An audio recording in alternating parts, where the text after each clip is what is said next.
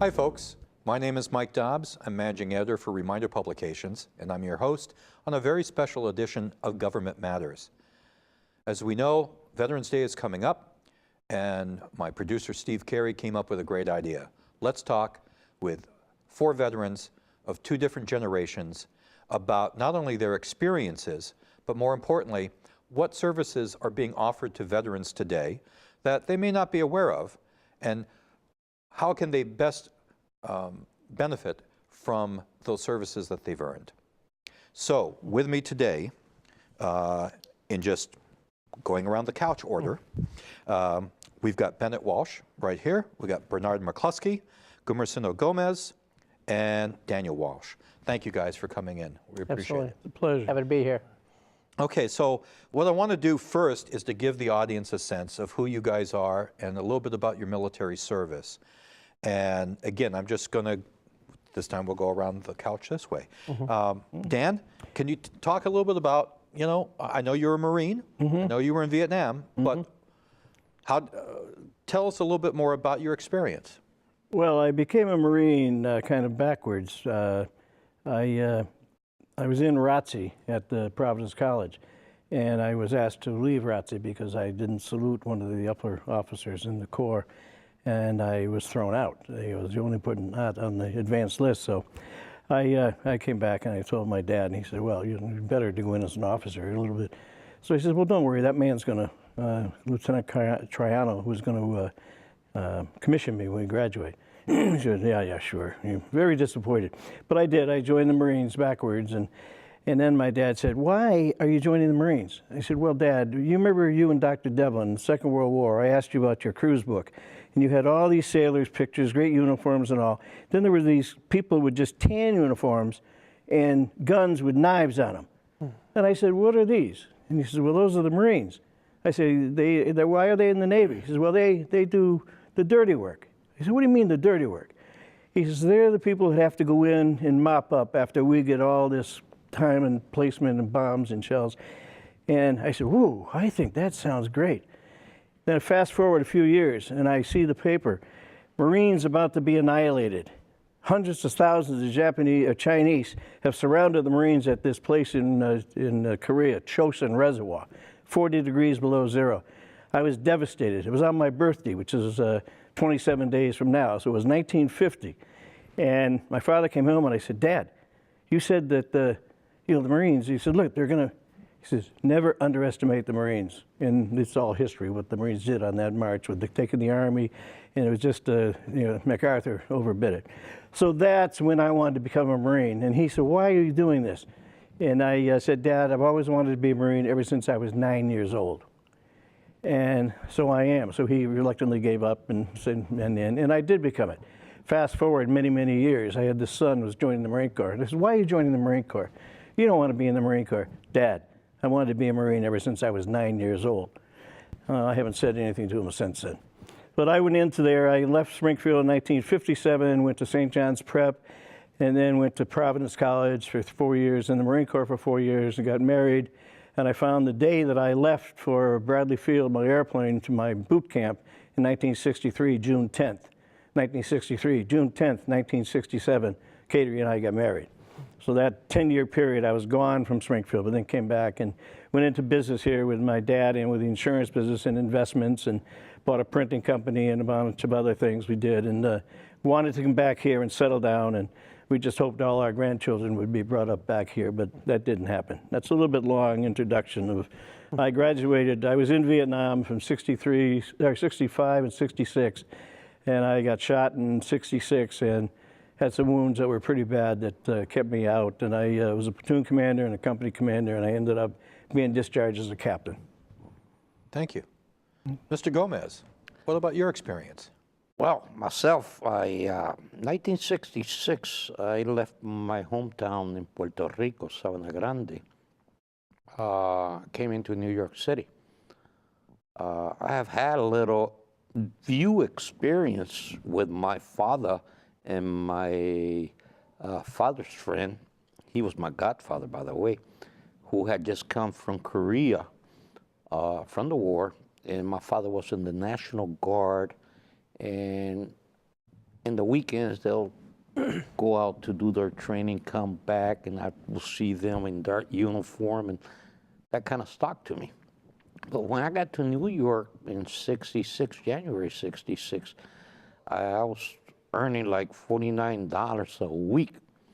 So I used to go down to 42nd Street where they had White Castles.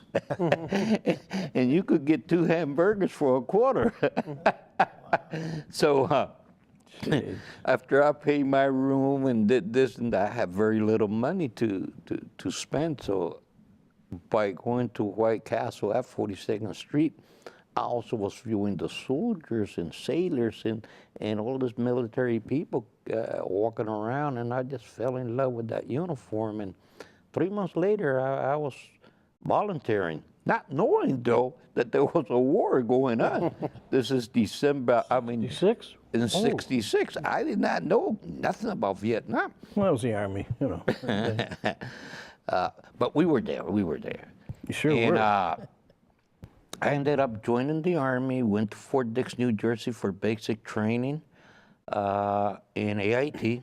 And from there, in December 12th, I found myself right in Vietnam, being assigned to the 196th Light Infantry Brigade. And from there, I went to Delta Company 3rd of the 21st Infantry, and I was assigned there as a communications specialist with my headquarters platoon. And later on, I became the old man's RTO, the company commander's RTO. So I was another infantryman, not having the MOS, but right in the field in operations. What's an RTO? Radio operator. Okay. So from there, I got out of Vietnam. Came out all right physically. And I ended up staying in the Army for the 20 years. My 20th year, I received orders to be assigned to the 10th Mountain Infantry Regiment, and I needed to go to airborne training and ranger training because the senior NCOs had to have their tops. So I called Sergeant Major. I said, Sergeant Major, 38 years old. Don't want to be jumping out of no planes and going through swamps. Done that already as an infantryman. Because I did change my MOS after Vietnam and became a full infantryman. I'll tell you what, I'll call you back next day, tomorrow. Let me talk to my wife about it. So I went back to my wife that evening. I said, guess what? We're retiring. Called Sergeant Major back that morning. I said, Sergeant Major, I have elected to retire. Wow. He went through the roof. And I was the first sergeant that said no to that assignment. Lucky us, because 4 years later, that unit was in post-Iraq, fighting the war. And thanks God that I did retire when I retired, and that's another subject that we will talk about later on. Okay. Mr. McCluskey, what was your experience? My experience was that I was born and raised here in Springfield. As a matter of fact, this is part of my roots. My paper stand was outside of the door. There was a food mart here, and I was a paper boy. And went to Howard Street School. On the south end here were 13 black families. Everybody else was all Italian, so I'm half Italian. It's also part of my roots right down here. The other in the half south is Irish, end. right? Oh, McCluskey, definitely. We got Irish, we got Polish, you know, we got Indian, we got a little bit of everything, a full mutt. The best of everything. You know. We call those Americans. That's right. There you go. You got it. And I was Tech High School up on Elliott Street, and class of 1966. And I got drafted, okay, but I had originally joined the Air Force because at those days they allowed recruiters to go into the school to speak to you. It was a good thing. Now they don't allow recruiters to go near the school building, which is bad. And so I had really joined the Air Force and started a job, because if you wanted a job in 1966 out of high school, all you had to do was close your eyes and point. I mean, jobs was the least of your worry. The people from Hamilton Standard, Pratt & Whitney making jet fuel control, they came to high schools and recruited you. I graduated June 13th. I started at Hamilton Standard a few weeks later, making jet fuel control parts in Windsor Locks, Connecticut. The job was the least of your problems. And after I received the job, also I was an entertainer, a grandfather of breakdancing. I can still get down. I just can't get up anymore. But there was a group that I entertained with and promoted called the Soul Warmers. And I had really ventured on becoming a soul warmer. So at high school, working at Hamilton Standard, all your mail went to your house where you lived, and I received this notice that said, you are hereby ordered to report to our local draft station in the year 8 November 1966, and in little print, failure to appear will result in imprisonment, which was quite scary. So after being drafted and went to Fort Jackson, South Carolina for basic training, Tank Hill, up and down the hill, can't stop, won't stop. And they didn't even really give me a barracks. They actually put me in F Troop, which was F-10-2, which was Tent City. We were on top of the hill. We were in what was called tents. And being from the north here, I had never been south before. And my opinion was that I thought it was going to be, in the daytime, it's 100 degrees, 115 degrees. But at nighttime, it's freezing. And we're by a pot stove in a tent, one at each end of the tent, trying to stay warm. Fast forward, going to AIT after basic training. And then most of our unit was granted the privilege of going to Southeast Asia, better known as the Republic of Vietnam. Okay. Bennett, now we've shifted from the Vietnam era to the post 9/11 era. Let's hear your story. Yes, like I said, it's great to be here with these distinguished gentlemen. I started in the Marine Corps in 1992. Like my dad said, I told him when I was 9 years old, I wanted to be a Marine. So you're the one that he's never talked to. I am the one, ever he's one I'm referring to. So I also went to Providence College, Springfield raised, went to Providence College, did the platoon leaders class, and then signed active duty in 1992, commissioned on board the USS Constitution in Charlestown, which is really an honor, and I served active duty for 24 years. I was an infantry officer, achieved the rank of lieutenant colonel. I was very fortunate. I was able to serve in Somalia in 1995. Interesting military Marine fact, almost 29 years to the day that I was getting shot at in Vietnam, in Somalia, my dad was getting shot at in Vietnam. And it was verified by a Marine historian, first time, father and son, same platoon, infantry platoon in the Marine Corps history. So that's really neat, really cool, a really cool story, and just a nice moment for us. And then continued on, I deployed, a big moment was 9/11. So I shifted to the 9/11 generation, post 9/11 generation. I served in Iraq, and when Iraq happened in 2003, I didn't go, and I said, darn, I'm so mad I don't get to go. I told my wife, and I was kind of like talking to myself, and she said, I told her that, I said, there'll be other wars, there'll be other wars. Like I was saying that to myself, and I ended up going to Iraq three times. I thought I was missing it in 2003. In the initial invasion. I went later in 2003. I went in 2004. Worked at the time for then Colonel Dunford, now General Joe Dunford. Brigadier General John Kelly was my boss, the current Chief of Staff for the President of the United States, and Major General Mattis was my boss's boss, and he now is Secretary of Defense.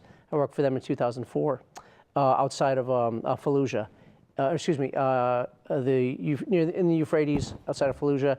I went back in 2006 as a member of New England's own 1st Battalion, 25th Marines, which was all New Englanders. We had Mainers, we had Massachusetts, Connecticut, New Hampshire, Vermont, and we served in Fallujah, mechanized patrols in Fallujah 2006.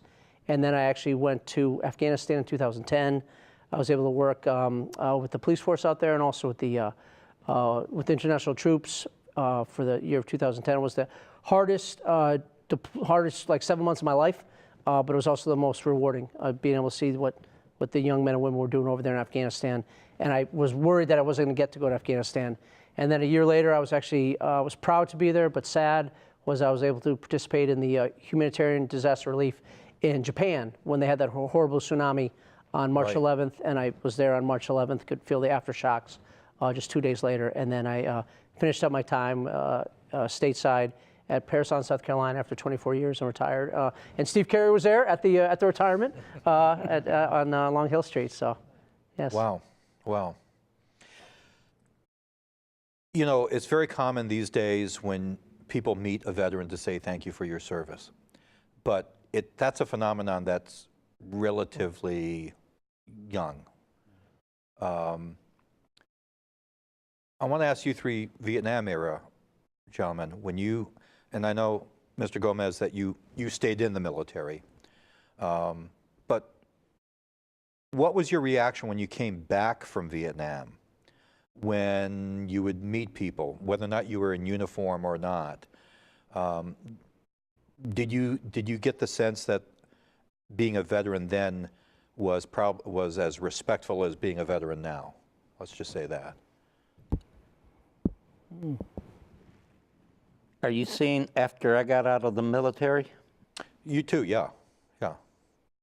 Well, after I retired here, I came to Springfield, and right away I went to the vet center. See, with myself, for those 20 years that Vietnam had gone on, I was protected by the military.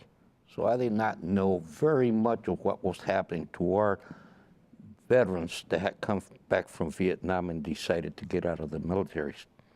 One thing that I do remember that when we had passes and going out from posts, especially in the 70s, we were not allowed to wear our uniforms. We were requested to wear civilian clothes, but yet our hair gave us away. Sure, sure.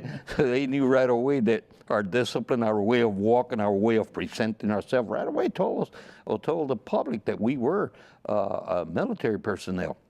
But once I got here and I started visiting and working at the vet center where I met Mr. McCluskey for the first time, then I commenced to understand and hear what Vietnam veterans were going through.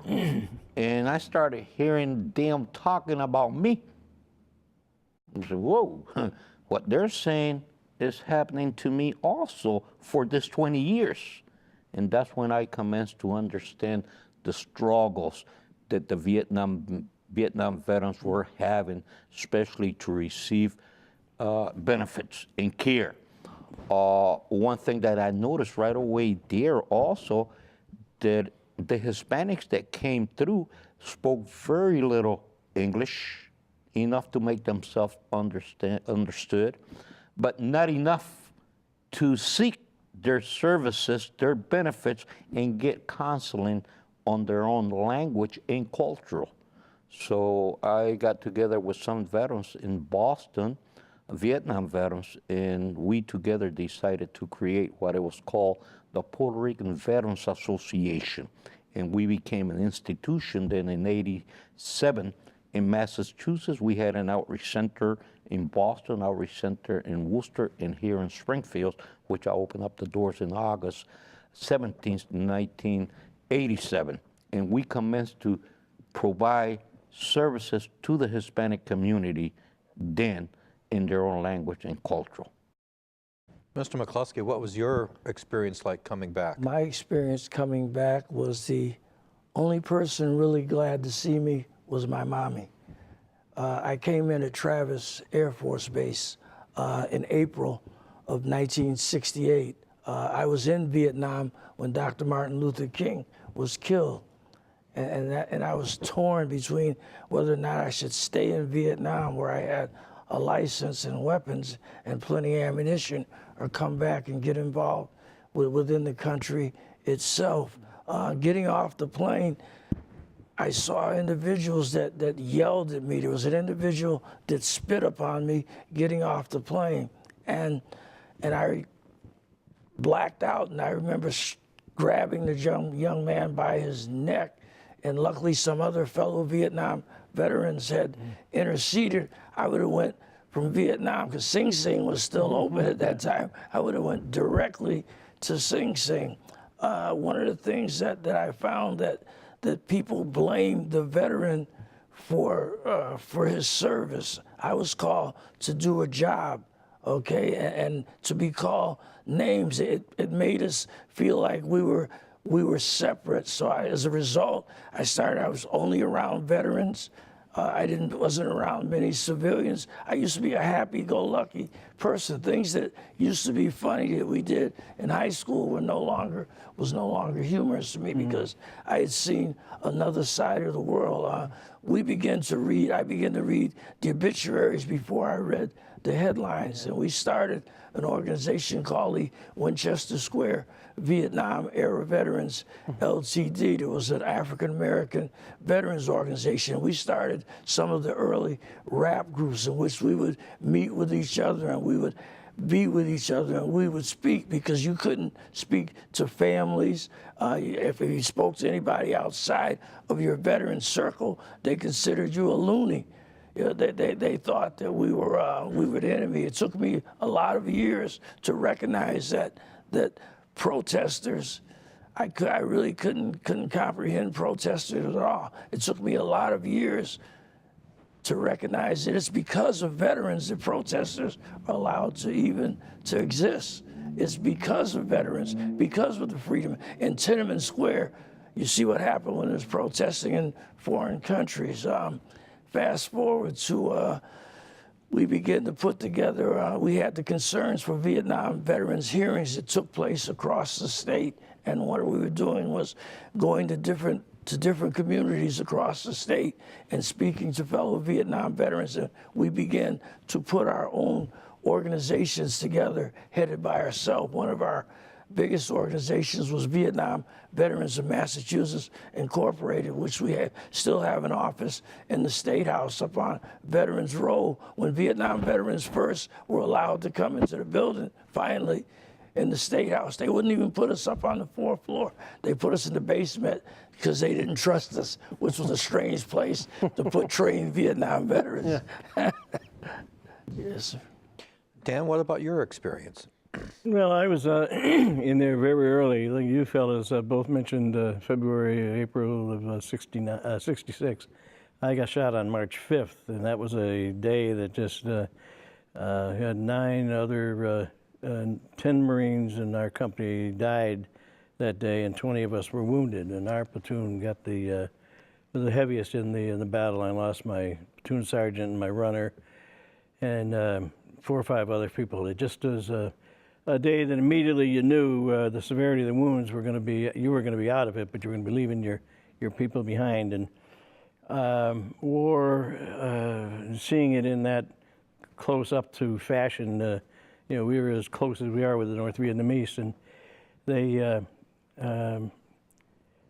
the Army had met the North Vietnamese in November. Hal Moore, back in the movie was made out of it. And the Marine Corps, we were the first to meet the North Vietnamese in Operation Utah in March of '66. And that just changed, and I'm going to be in a reunion next month or 2 months with our guys again. We still get together, but we all still remember the real heroes are the ones that didn't come back. And these guys just did such a great job, and they just were so, when you fellows in the infantry, you know, there was no hesitation. They just did. They were fighting for their country and their fellow Marines and soldiers. And when we came back now, after that traumatic experience of having the violence and the reality of warfare, and I always knew that I might get hurt in warfare, but they weren't going to kill me. I just had this feeling, and I kind of grew up very, very fast. And I was a senior first lieutenant at the time, but then I was promoted to captain, and you know, we that whole March of '66 made for the rest of our lives. And we came back, and you were talking about the demonstrations and being spat on and whatnot. I ended up back in Boston with a Notre Dame Marine officer who was in the same battle, and a Holy Cross guy in the same battle, and myself in Providence. 3 Irishmen in Boston, all wounded, in the hospital, back and forth, and we were treated like kings. It was just, there was no animosity. We couldn't buy a drink in Boston. It was very good. But we were, you know, I felt guilty that I was still alive and my men were still under fire and still getting hit, and would be until September. And then in September, I took a young lady out to dinner, and 2 months later I was engaged to her, and we've been married ever since. But I never, ever would have thought that back then I would be any candidate for marriage, and a few women were kind of interested in doing that, and I didn't want to have widows, and I just have sometimes a sixth sense. But I never went through any of that bad stuff being on the soldier of the Marines, but I knew it was there, and we just went back into our lives, put everything behind us, and didn't talk very much about it. It took me till Chris was 18 to even say anything about what it was like to my children. And then it was very interesting. We had a fella who trained us. He was a colonel in our basic class, trained us in all the infantry tactics. He was a major in World War II. He was at Tinian and at Tarawa. He was a lieutenant colonel at that Chosin Reservoir that I spoke of. He was our colonel when he treated us, and he was Task Force Delta, the brigadier general in Vietnam. And I had the pleasure and the wonderful being his reaction platoon for 2 weeks. And I had 12 helicopters, and anybody got in trouble, we went all over Vietnam and did anything to get the people out, and it was quite an experience. Well, myself and 2 other fellows that were in that same basic class met with him, and we were down at the Wellington bar. It didn't even have a beer, a drink at all, just coffee for 4 hours, 5 hours, just talking about, and I finally asked the colonel, the general, I said, General, you're in all 3 of these wars. Tell me, which one was the worst of all of them? Without any hesitation, he said, Vietnam, and I'm going to tell you why. He said, you had the ground right here. You had these young kids out there. They were marking your positions for at night. You took this ground over and over and over again. I said, well, yeah, we did. And he said, you were shot at every day. Every day in Vietnam, you guys took a casualty. In World War II, we planned everything. In Korea, it was a couple of battles. It was, it was cold, and Chosin was a real tough one, but Vietnam, no question about it. Every day you fought. And then, this is a Marine Major General saying, and the way the soldier was treated when he came home. Never have seen anything like it. And it was a real black eye in the history of America, the way the people who keep us free were treated. And now it's all turned around. We are getting all the time, thank you for serving, or anything with the Vietnam on it or whatnot. The people are overwhelmingly, I had to go to Costco this morning, and sure enough, 2 people there just so thank you. They come up to you and they're shaking your hand, and you guys get it too. Whereas back then, for 10, 12 years, we didn't have anything at all. And it wasn't for his brother and my son, Christopher, I wouldn't have said anything for 25 years. Sure, So, sure. I understand that. As I told the panel here, my dad was career Air Force. He never said, I can tell you maybe 5 paragraphs that he ever said to us about his service experience growing up. And he would call members of his various crews, the planes that he piloted, and he would talk to them.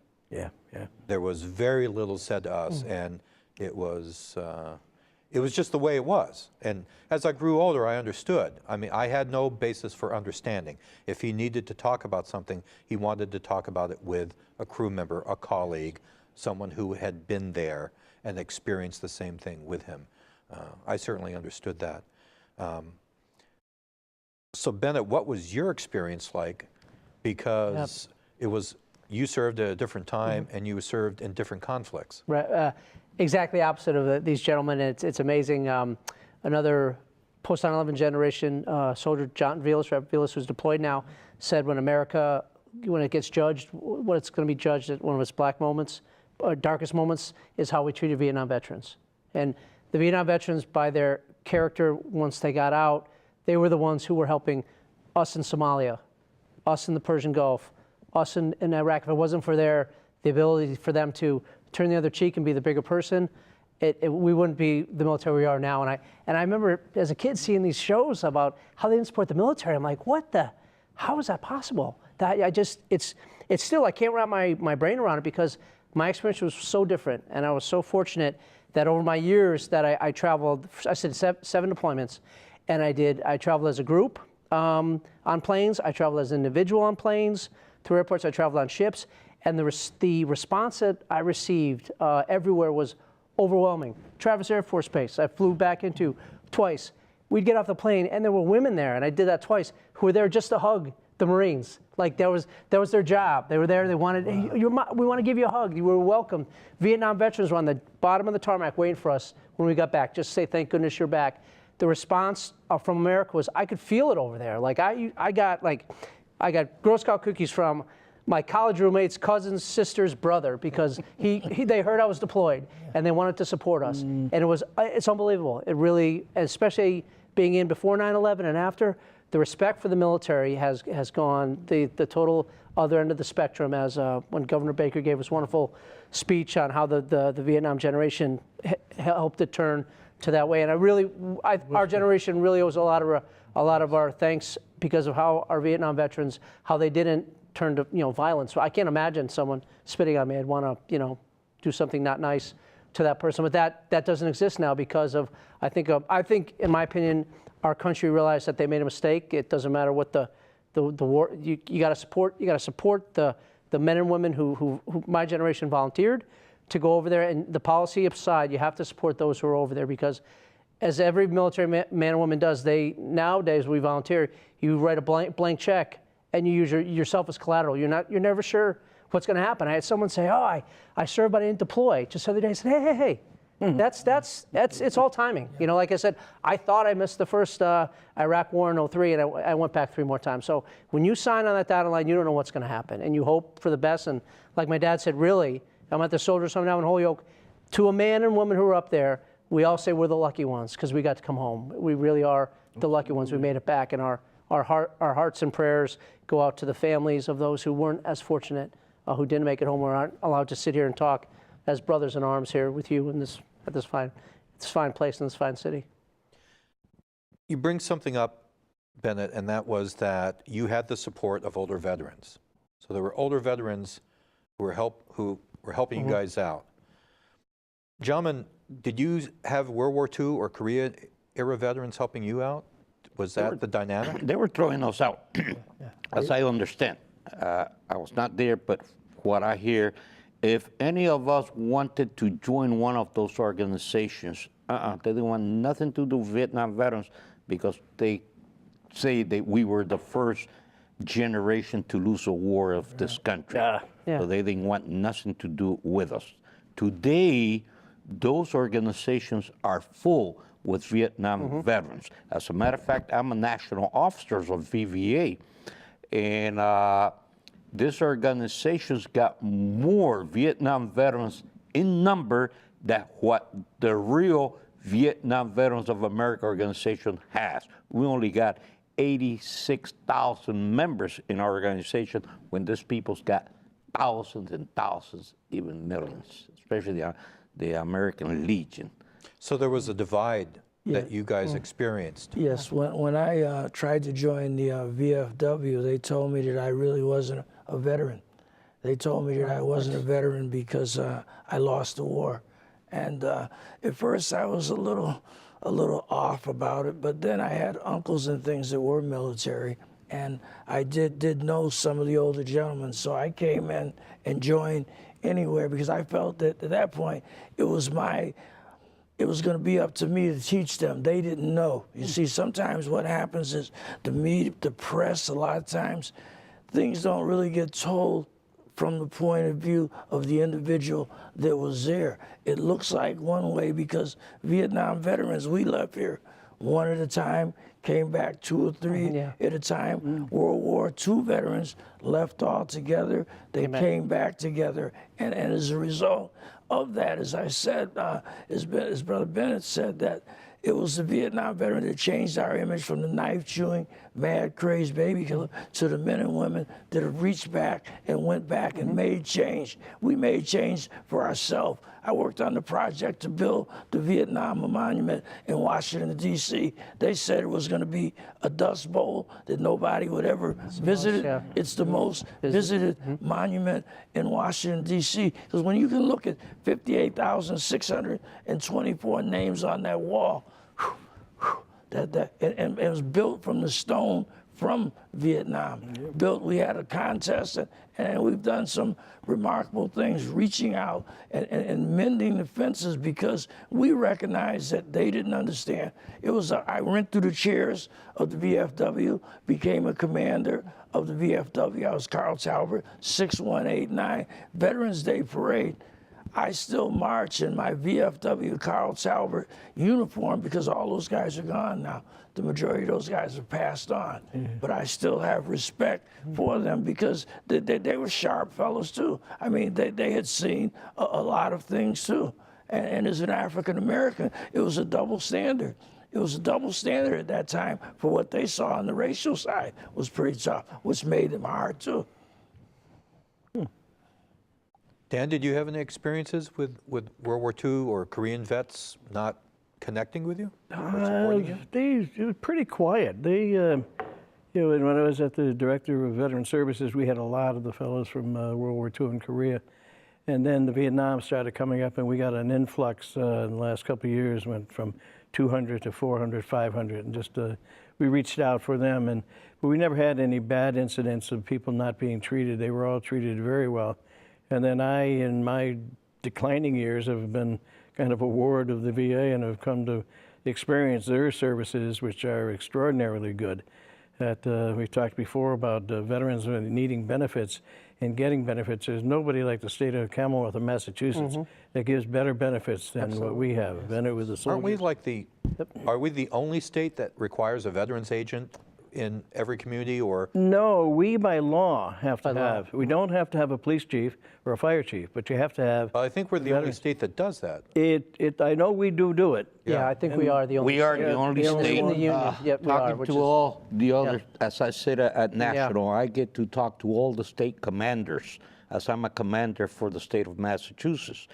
And when I talked about the services that we have here in Massachusetts for our veterans, we surpass every state there is out there in services, especially the Chapter 115 law, which provides financials to our veterans when they ain't got one, or when they ain't got no financials. We're the only state that provides that to our veterans. And not only that, we have the 100% disability. We get $1,000 from the Commonwealth in in February and in August, I think it is. You get a reduction of your property taxes by $1,000.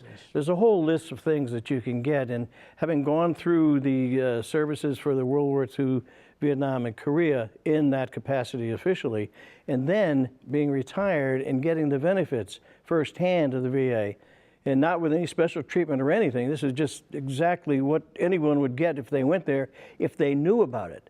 Now, I get people to come in every month and do all my pills. I have something like 30 pills I have to take for cholesterol, to high blood pressure, to the various cancers I've had, and just a whole bunch of nonsense. But they come and do all of that. There's nursing around the clock. They come in, they make lunches, dinners, do clean up, do things that have to be done for me, and they will, they're just outstanding. The people and have taught me things, and that I had no idea that they even had those services that were available to people getting older. And it is tough to get old. It's not your dad, I'm sure he spent 24 years in the 26 in the Air Force. 26. Yeah. And then how many years was he retired before he died?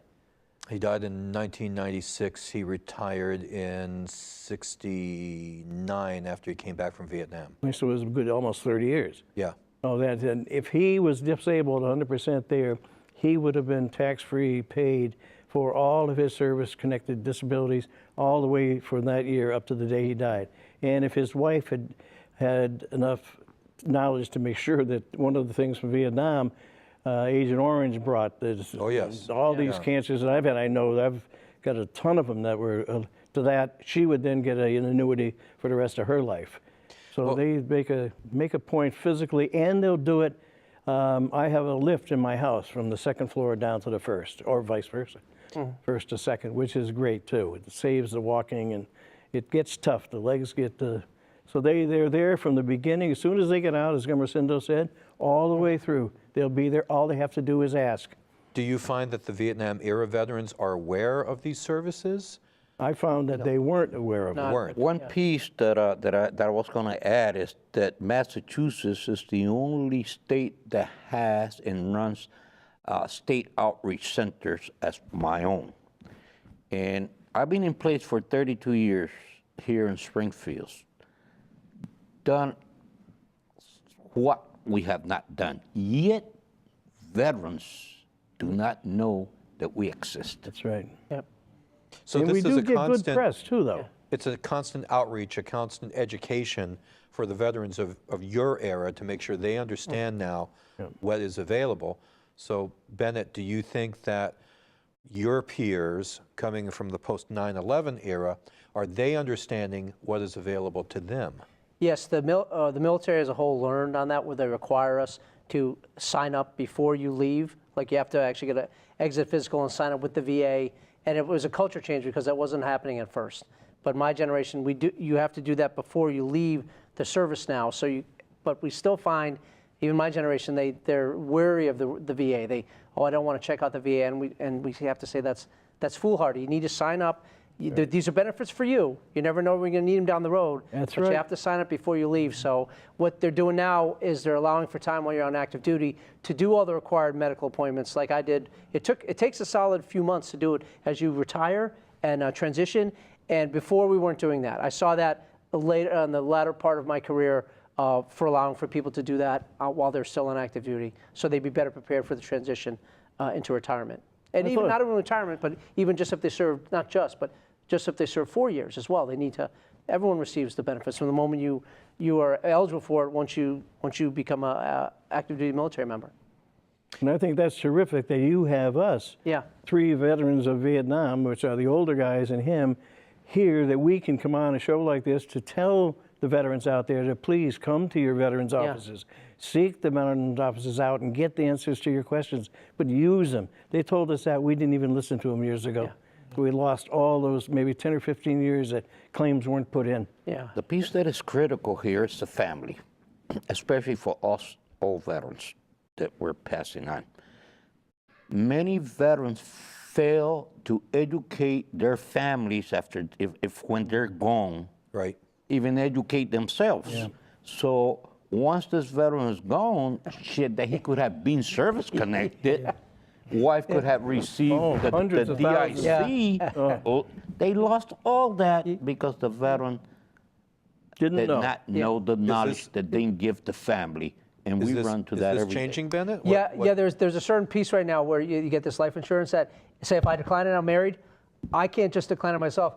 My wife has to sign it too. Oh, they that's great. Yeah, it's a new That's thing great. where this way the family's involved, like, because it wasn't before. So it's something where I can't just sign it and say I don't want this, what's available to me, because if something bad happens to me, so the significant other has to sign it. So a neat change I saw in the military near the end was around after Iraq in 03, 04 was the term "it's okay not to be okay." Like there used to be this image, you can't worry, you can be strong, it's okay not to be okay. And if you're not feeling well, that's normal, because everyone who experiences warfare experiences PTS in some different type of way, and that's all right, and that's not something to be ashamed about.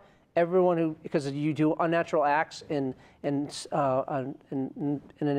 area that most people thankfully don't have to ever participate in. So I saw a real shift in the Marines on it's okay not to be okay, and look to talk to someone about it. It's not a sign of weakness that I guess it used to be, but now it's a sign that everyone needs, can talk to someone about it.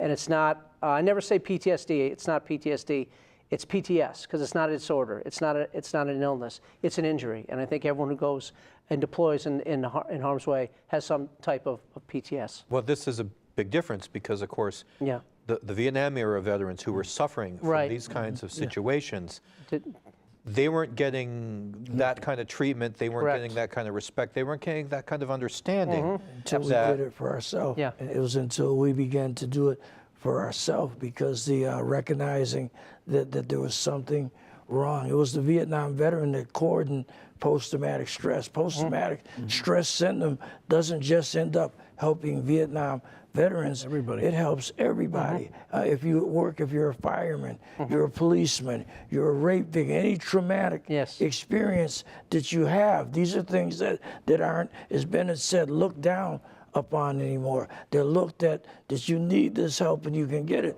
One thing with the Vietnam veteran, which is why we started the outreach centers. We mentioned the Veterans Administration. When we came back, the Veterans Administration was right here. It was in this building. It was right in the corner here. And I remember coming back and going to the Veterans Administration, and a lady was doing her nails, and she just blew me off. I said I would never go in the Veterans Administration ever again. And we ended up starting the vet centers, and the vet centers were made up, served by Vietnam veterans. The consuls were Vietnam veterans, so we had the opportunity to find and seek out each other, and they were unconstitutional. It looked like sandbags, parts of helicopters in the vet centers. I mean, we did some very unique things because these were things that Vietnam veterans related to. Right. To get individuals in there to come and receive services. It was a different atmosphere where the people that were there, are there to help you. Bennett, I got to touch on the Holyoke Soldiers Home. It does a lot of fantastic work, and you're the superintendent up there. But I want to ask you about the demand. Do you think we're meeting the demand, that we have the infrastructure? Because I know a lot of the veterans that you have there you have still World War II and Correct. Korean era veterans. Correct. But time is time, and we know that they are going to be replaced by Vietnam era veterans who are still seeking the same services. Right. Do you think that we've got enough services to meet the need? Right, that's a great question. And I always say the needs will always outweigh the capacity. Like for right now, we're the largest in New England. We have 250 long-term care beds. It's the 10th biggest in the country out of 156, which is really awesome to think about right here in Massachusetts. To really fulfill the need, you almost need like another 100 to 150 beds based on the demand that we see. And that's hard to do because with that comes just not only more physical structure and space and beds, but actual staff as well, because we're in actually a bit of a crisis in Western Massachusetts and the country for healthcare folks because it's in such demand. So do I think we're at the right level we are now? Yes. Knowing that we're always working to find more space for our veterans in the home. Obviously, I'd love give me another building with 100 more beds. Of course, everyone would like that, but it's hard to be able to staff that properly, to have that type of infrastructure. So our state, I think, is doing a great job in that. We have another sister home in Chelsea they're basically just taking down the current facility and they're building a brand new one to take it, because it's built on it was built in 1882, whereas we were built in 1952. So theirs is the second most in the country. So Massachusetts, as I've seen, they're saying we're investing into our veterans. We know how important it is to take care of them at that stage of their life when we see a mix. We see a mix who have wonderful families, 4 or 5 generations, and then there's some veterans who sadly they don't have any families when they pass along. We become their family. So kind of a long answer to your question. I think we're at the spot that we need. It's just difficult when you want to bring someone in and you just simply don't have a bed to bring them in that next day when the families are hurting. But it's a tough one. I guess I'm just concerned that there may be a swell of Vietnam era vets, just in terms of the numbers and the demographics. Right, that's a good question. It just recently turned where we used to have more World War II vets, Korea and Vietnam. It just shifted in the last 6 months. We now have more Vietnam veterans than Korea than World War II, just in the last 6 months. We believe that trend obviously is going to continue toward Vietnam veterans. We're already thinking toward the post 9/11 generation of services that we need to provide, because we believe we'll need to provide more mental services for those with the mental injuries as well as the physical injuries. Sure. If we had on the other side of the coffee table here a group of post-11 vets, what would you say to them as advice? What would you say to them as support, or what they should know that maybe they don't know? My advice to them will be to get involved, to become a veterans leader if you got that leadership within your community. We Vietnam veterans establish our theme that never again another generation will abandon a generation of veterans. Never again. No way. And we're asking these young veterans, you follow us, you do the same, and leave nobody behind, as we never left nobody behind in the battlefield. In the battlefields out there in those streets right now.